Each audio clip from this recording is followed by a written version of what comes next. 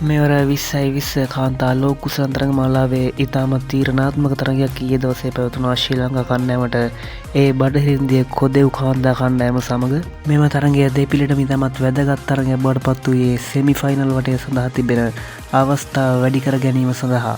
මෙම වැදගත් තරඟයේ කාසියේ වාසිය දිනගත් හේලි මැතිව්ස් තීරණය කරනවා බ්‍රිස්ටල් තන්තිරුවේ පළමුවෙන් පන්දු යැවීමට.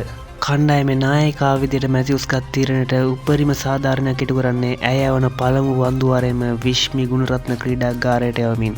ඒ වගේම ශ්‍රී ලංකා කණ්ඩායමේ පළමු පන්දුවාර තුන අවසානයේදී මුල් පෙළ පිතිකරුවන් තිදෙනාටම ක්‍රීඩාගාරයේ අසුන්වෙන් කිරීමට බටහිර ඉන්දිය කොදෙව් පන්දු යවන්නන් සමත් වෙනවා. එම ගොඩනැගුණු පීඩනයෙන් ගොඩ ඒමට කවිෂා දිල්හාරි සහ නිලක්ෂිත සිල්ලා උත්සාහ කරත් ඒ සියලු උත්සාහයන් ව්‍යර්ථ වී යන්නේ ශ්‍රී ලංකා කණ්ඩායමේ සියලුම කඩලු ලකුණු 98කට දැවී යාමෙන්. අවසානයේ මෙම ලකුණු 99ක ලේසි පහසු ඉලක්කයක් සඳහා පිටට පිවිසෙන බටහිර ඉන්දිය කොදෙව් කණ්ඩායම කඩලු 5ක් පමණක් දැවී තම ඉලක්කය සපුරා ගන්නේ ලෝක කුසලන් තරඟ මාලාවේ සෙමි ෆයිනල් වටේ බලාපොරොත්තු ඉහළ නංවමින්.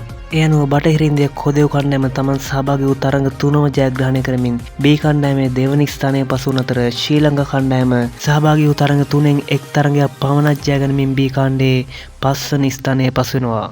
ඒ වගේම ශ්‍රී ලංකා කණ්ඩායමට සෙමි ෆයිනල් වටේ බලාපොරොත්තු සඳහා අනෙක් කණ්ඩායම් තරඟ ජයග්‍රහණ බලාගෙන සිටීමට සිදුවන අතර ඒ වගේම ඉදිරි තරඟ දෙකම ජයග්‍රහණය කිරීම අනිවාර්ය වෙනවා. ඉදිරියටත් උණුසුම් තොරතුරු දැන ගැනීමට අප සමග රැඳී සිටින SLC Show YouTube channel එක subscribe කරන්න.